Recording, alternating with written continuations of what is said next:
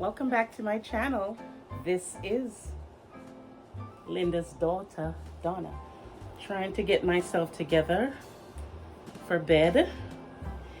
And there's one thing that I am grateful for is that I have very thick hair and I've been natural for over a decade, probably since 2014. It's quite a while. It's a long time that I've been trying this natural thing, and it's not easy. I have days when I want to just make an appointment and go get a relaxer again, because unless you're one of those folks that can cornrow your hair and do these little twisty styles, it's not easy. And I just don't want to leave my hair all out, because in the morning it will be really all tangled. I am so thankful that I got through my day today, because it has been really busy. What are you thankful for today? I'm uber thankful that I have a roof over my head. I'm uber thankful that I'm able to walk around on my own. My mind is still alert. You know, people say that and we take it for granted, but yeah, you have to be thankful when your mind is alert, because truly there are days where I had my keys in my hand and in 5 minutes later I can't find it. I think my kids want to probably, well, at least one of them who knows my plight of the missing keys probably wants me to put it on something dangling around my neck. My garden bed that you saw took me a few days to get it together. I love beautiful flowers. I really do. And that little spot, I still have to plant some tulip bulbs. I'm hoping that springtime 2024 that they'll be in full bloom and beautiful, and God spare my life, I will be able to show it to you. But that's what I love. I love pretty flowers. It just gives me energy. It makes me want to smile. It brings joy to me. I can imagine the Garden of Eden.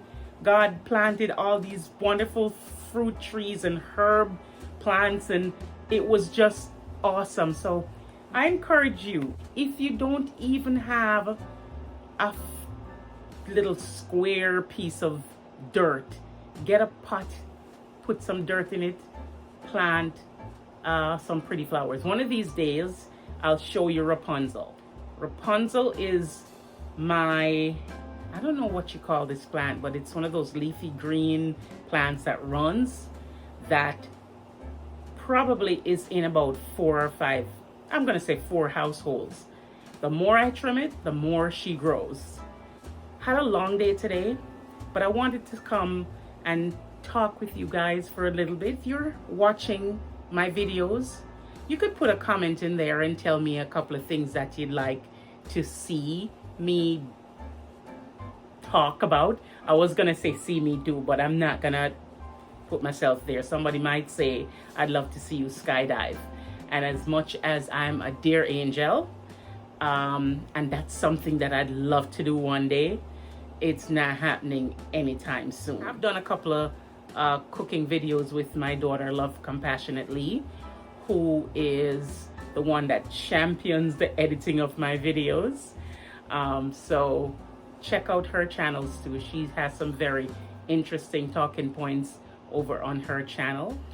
I tell you something, today I was absolutely moved to compassion, because, well, moved to compassion?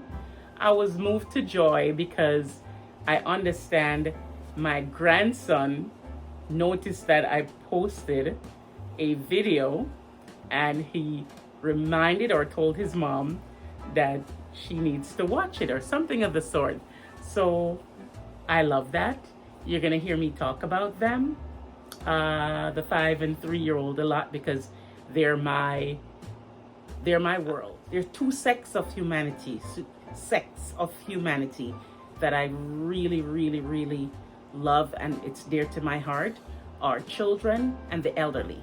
I didn't have the opportunity to grow up with my mother past the age of 10 because she passed away at a very, very young age.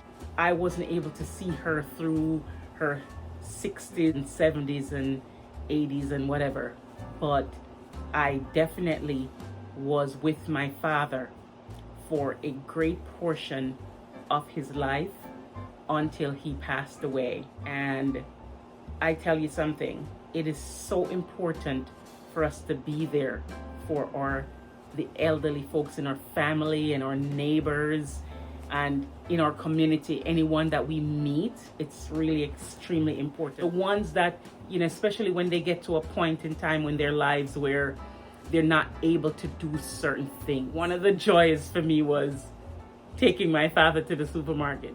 He, after a while, was not able to walk for long stints, but I tell you something, he wanted to go up and down every single aisle. And I would let him hold on to the supermarket cart so that it would stabilize him and walk for as much as he wanted to walk. But I'm talking about him right now because just about 2 weeks ago, as I was cutting my lawn, I was mowing the lawn, and I was out of breath and had to probably stop like 3 or 4 times, go inside, sit down for a minute, drink some cold water. And I was telling Ashley, my daughter, that I remember the days when he used to do it, and he used to like try to get to it before I did because he was a working man. He liked to move around. He really didn't like sitting around too much. He was very handy. I said, my God, at my age, which I won't disclose, not yet, he used to race to do this. And I'm thinking to myself, he did so much of a better job than I did, and he certainly wasn't out of breath as much as I was. And it just made me think, girl, you need to get in the gym and work on yourself. There's no way I shouldn't be able to just mow this little plot of land, tiny bit of land that surrounds my house. Back to the kids now. So it's back to school time for the kids, and this past Sunday, our pastor called everybody who had something to do with school, whether they were attending school, they were administrators in school, teachers, whatever you were, okay? Anything that had to do with school.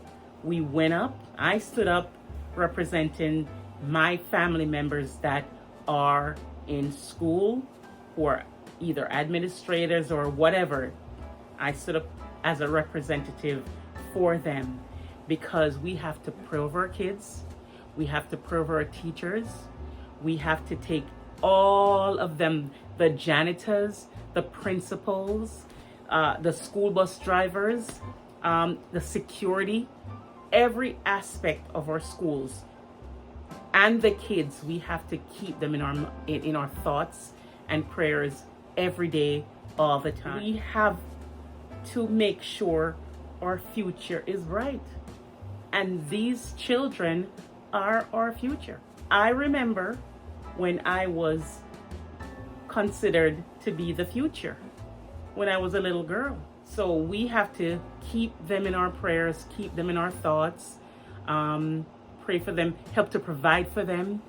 If you see a kid that you might know that don't have lunch money or bus fare, and you just have just a slight thought that maybe the parents, whether it's a single mom, a single dad, or an aunt or an uncle taking care of kids, grandparents, and they might need some help, squeeze a few dollars in their hand. We don't have to tell the whole world that we're doing something for them.